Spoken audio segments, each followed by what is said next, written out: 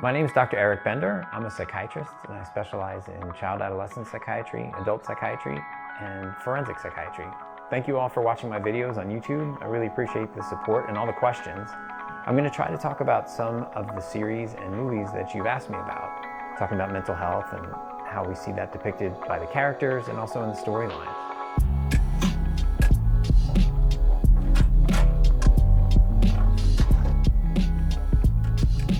I appreciate everybody writing in the comments section that I should take a look at Euphoria, so I will do my best to talk about the show. I could do an episode on every character, I feel like. First thing that came to my mind as I was watching the show was I wanted it to be over because it felt like work. It's so hard to watch behaviors that you just see and know are self-destructive. One of the most impactful lines I felt for me as a psychiatrist was in season 2, episode 4, where Cal, Nate's father, says to him, "The king of all kings, the big swinging dick, Mr. Big Balls, huh? You are a part of me I will never understand, but I take full responsibility." That to me was accurate, that the dad realizes that he is the problem here. When Nate was 12, we know that he found his dad's porn collection and his dad talked to him about being strong. And at that age, all he wanted to do was please his father, essentially, like become the strong person that his father wanted him to be. By 12, he had adopted a rigid diet and workout schedule. Within a year, his body fat dropped from 23% to 6%.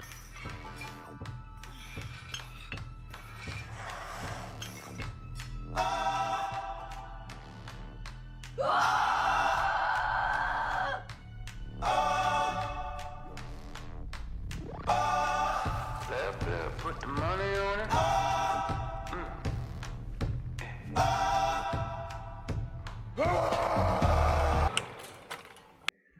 His father didn't want Nate for who Nate was. His father wanted the Nate that he had in his mind. You have to parent the child that you have, not the child that you want. And Nate was run over by his dad. He was pushed out of his life, and his dad turned to porn and sex, and that was much more important than Nate was. So the first thing that I think about when I heard that was anger. Nate is an angry kid. We see this by how he's treating other people, how he's bullying, and not just bullying, threatening. What's wrong with your fucking brain? I think you're overreacting. You're fucking dead to me. Fuck you. Threatening to kill, threatening to ruin the lives of other people, blackmailing. He's an angry, angry person. His mother even comments about this. Do me a favor. Just don't take your anger out on me. Why would I be angry at you? Because you're an angry guy. No, I was angry at Dad. That's very different than, being angry. Oh, whatever you say. And I feel like when I was angry, I had a pretty good reason to be angry. Okay, look, I'm not saying angry people don't have a reason to be angry. Or you hated your father. That's as good a reason as any. Yeah, but that's my point. My anger was directed toward him. It's not just towards anyone. Yeah, I don't know about that. No, it's not. It's fucking specific. Okay, look. Can we just have a nice time? I think that Nate is angry at his mother as well for not protecting him, not stepping in, not leaving the father, not protecting him as a kid. The mom even says there was a time when you were the sweet kid, you'd bring me water and I would say, yes, I want it, just to see if you would do it, and you would. You'd kiss me goodnight, you'd make sure I was okay, but something changed. The fact that he was one way and then suddenly another way, it suggests something happened in his life. And often that can come from the relationship you have with your parents, realizing something about it, realizing something to him didn't feel right, that he wasn't the priority in his parents' life, specifically his dad's life. And he's so angry about it that he ends up turning his father into the authorities and basically gets rid of his dad, the way his dad had gotten rid of him. This doesn't justify any of his actions, especially the violent ones or any of the abusive ones. But it made me realize, wow, there is so much anger in him. There's also anger in all of these characters, it seems. I think Maddie and Cassie are very similar. They both are angry at the way things happened in their families. Eso no es amor verdadero, Maddie. Who the fuck are you to No me judge? insultes. Seriously, Mom, Dad has slept on the couch since I was 10 years old. Eres tan cruel, Maddie. I'm not. Just saying love is a million things. Sometimes it feels good, sometimes it doesn't. The one thing I know is that Nate loves me no matter what. He'd fucking kill for me and I'd kill for him. It feels good to know that there's one person in this whole fucked up world who has my back. You think I want this? You live in the same house and you don't even say one word to each other. That's the difference between me and you. What they each figured out is how to get that. That's what kids do. Kids figure out how to feel loved, how to get the love that they want and that they need. They also have ways of interpreting things. If they can't get that love one way, they try another way.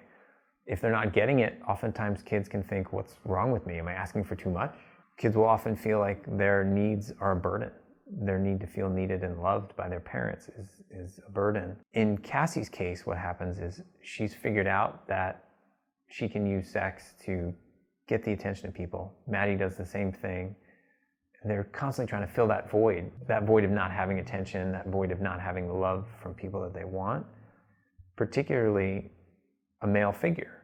You do not see Maddie interact with her father. Her father sits and watches television all day long. Even when she's yelling at her mother, the father doesn't really have any reaction. There's no interaction there.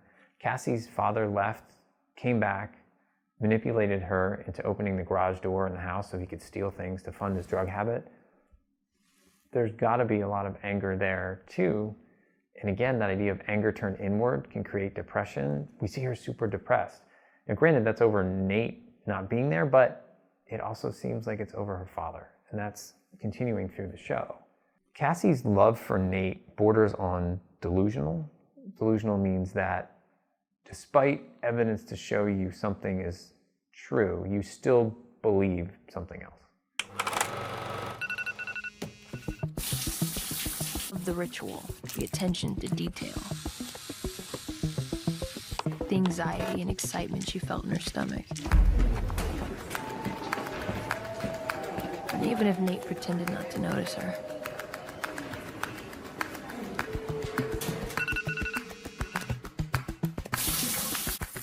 It was her way of telling him that she was his.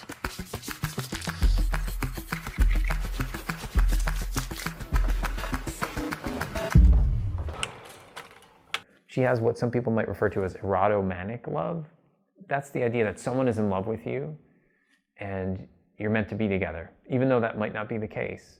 Sometimes we see this in stalkers who are stalking celebrities. Feel like, oh, we're meant to be together because they've seen some message in a magazine or some message online that they feel was specifically for them. And then they're in love with this person and that person's in love with them and they're convinced of it. That's more of a psychotic belief, meaning there's a break from reality. It seems like Cassie's belief almost borders on psychotic. Her belief that Nate can fix everything, she can fix him, they need to be together. What's also very realistic about this show is there doesn't seem to be a lot of good mental health treatment out there for these characters. In the first episode, when I sat and watched it, when Rue's character 13 is counting the lights in the ceiling like this repeatedly, it suggests that she might have had obsessive compulsive disorder where she felt compelled. She had to count. The obsession is there's some thought or some idea that really is upsetting. The compulsion is the behavior you do to get rid of that bad feeling from the obsession. I don't know what her obsession was, but maybe she had this compulsion to make sure she counted every light, because then everything felt okay. Things didn't feel quite right, and when she could count everything, everything was balanced. Everything was okay. There is that kind of an OCD feeling where people think it needs to be just balanced, it needs to be symmetrical. So she might have had something like that. But what struck me was when she was brought by her parents to the child therapist or psychologist or psychiatrist, the psychiatrist listed off, oh, we think she has 4 different diagnoses. They listed off obsessive compulsive disorder, bipolar disorder, anxiety disorders. that's too many disorders. It's certainly possible that a child has all those things, but you can focus on one and try to work on that one, and focus on another and try to work on that. It showed me bad bedside manner, first of all.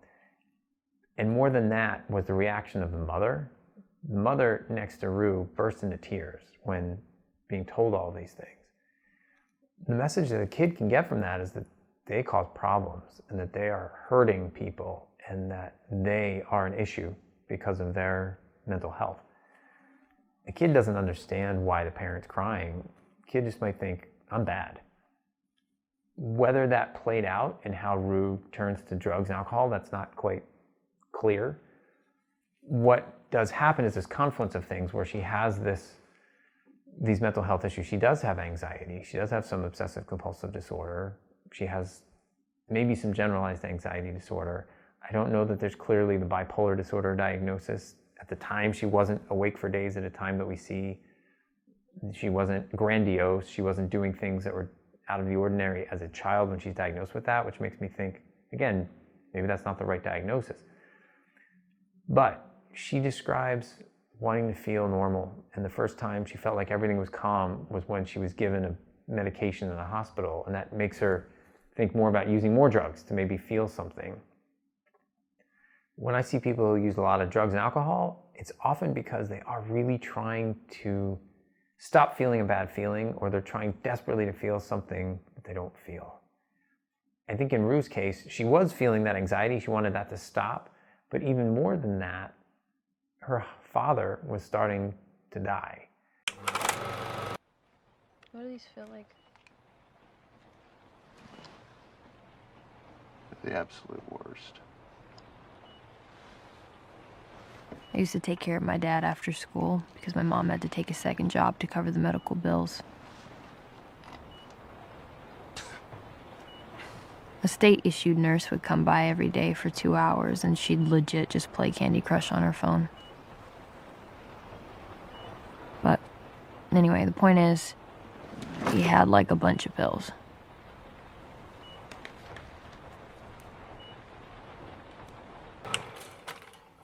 That's a horror show for a kid, a preteen, to have to take care of a dying family member. Her mother was working and doing what she needed to in order to help the family. At the same time, having a 12-year-old home with a father who was really starting to take a lot of medication and not be there, not be present, and this child watching the degradation of her father, the disintegration of him essentially, it's really traumatic. So she starts taking her father's medication, maybe she'll feel something different. And I think there was that spiral. She even says she wishes it was that simple, that she took drugs because her father died. It wasn't that simple, but it certainly helped her not feel that.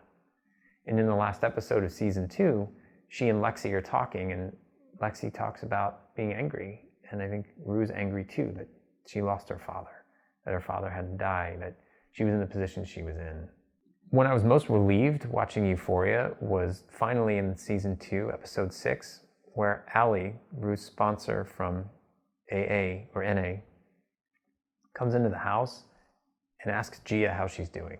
Watching the show for both seasons, that was in the back of my mind at first, and in the front of my mind very much, like, what is happening? Who's thinking about this younger sister?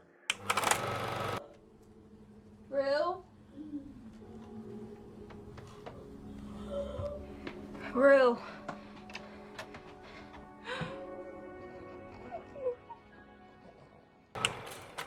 That's a very traumatic thing. When you witness that somebody might lose their life, that can trigger post-traumatic stress disorder. It can trigger all the things that happen because of that, not trusting people, bad relationships. And nobody's addressing this with Gia.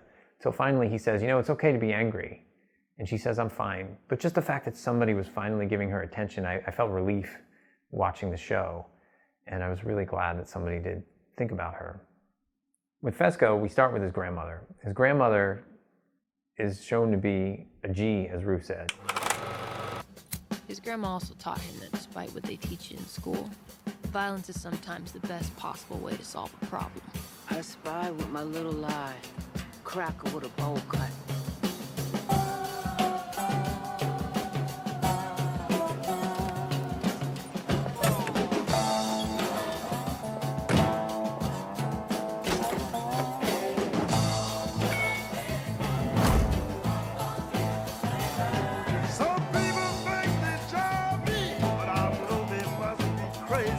Fez doesn't know why he did what he did, but he did it anyway. She went in, shot Fez's father in both knees while he was in a moment of nakedness, and then came outside and told Fez, hey, you're gonna live with me now. So in some ways, Fez develops this bond with his grandmother. She's teaching him, she's raising him, she is helping him see that he's important. The way he was important was continuing this drug ring that she was heading, but he felt cared for and loved by her. And he actually is a caring individual. I be thinking about living on a farm, you know? I don't really see you as a farmer. Yeah, fuck it. Get some horses, cows, pigs, chickens, goats. Have a little family.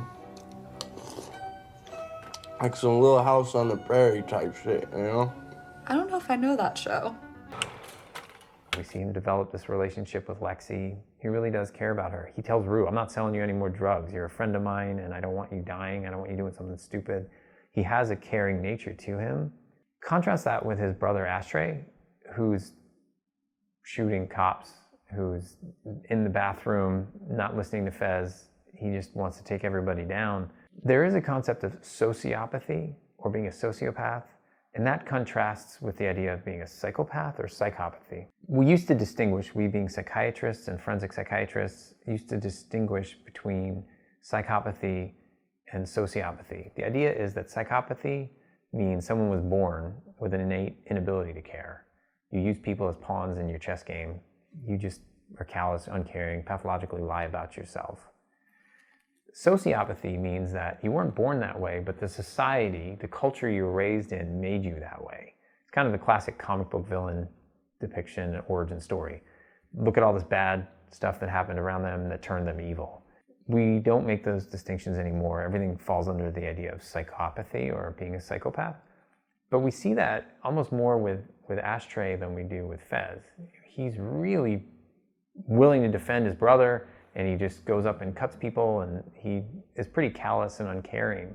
So it could be that he was raised in that way. But it's interesting because Fez does have this caring side. Ashtray has it, but only for Fez, it seems. So there's an interesting mix of how they depict different personality traits there.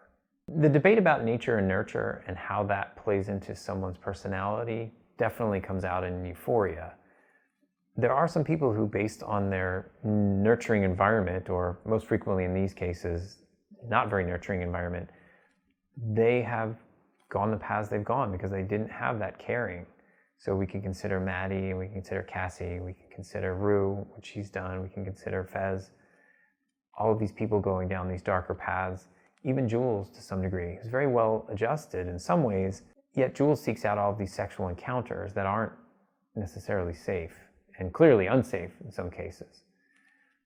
Teenagers, people are sexual beings. She has potentially a high sex drive, but the fact that she's doing this in dangerous ways isn't communicating with adults in safe ways. It suggests that, yeah, is what's going on for her, that she needs to do this, what is underneath of all this. So nature versus nurture. But if you look at the case of Cassie and Lexi, they had the same parents and they grew up in the same place. And Lexi's become this person who's really focused on doing well. My plan is to have like 3 kids at 30, like each one a year and a half apart. So from 30 to 58, I can focus on, you know, being a good mom and raising my kids, et cetera, and then drop the last one off at college at 58. Putting on a performance to show how she thinks and what her life is like, Cassie's gone in a different direction. Seeking out attention from men and boys and looking almost for the love from a man that she wanted from her father but can't get. You know, is it their nature? Is it their nurture? What we've come to realize is it's a combination of both. There's nature, but there's also how you're raised and what you're taught. What is the culture around you like? And what do people find acceptable in your culture? That is clearly important. So we can see how things align here for people to show up and shape up into who they are throughout their lives. The character of Lori is pretty interesting in that she's a former teacher and then she became a drug dealer. Drug dealing certainly pays more, But what I'd comment about Laurie, because we don't know too much about her, is the way she delivers her lines. The actress has done this, maybe the writers put this in there too. Then unfortunately I can't help you. Listen, I appreciate you coming here with all this jewelry and stuff, but you're gonna have to pay the whole thing in cash. This isn't a pawn shop. I know, I'm sorry. So when do you think you're gonna come up with the rest of it? Soon. Really soon. When you think about the emotional response to Laurie being consistently at the same pitch and tone of voice when she's saying scary things, it can make the hair on your neck stand up, because bombastic anger, it's almost theatrical. People can be scared by it. But when someone is just calm, that's really unnerving. And she tells Rue, I will get my money back in some way. So I will sell you to some very bad people if you don't get me my money back. She delivers that line in a way that really does scare Rue. Rue not only reacts to Jules and her mom getting rid of the suitcase full of drugs because she wants drugs herself, but this is Laurie coming after her in her mind, and that's pretty terrifying.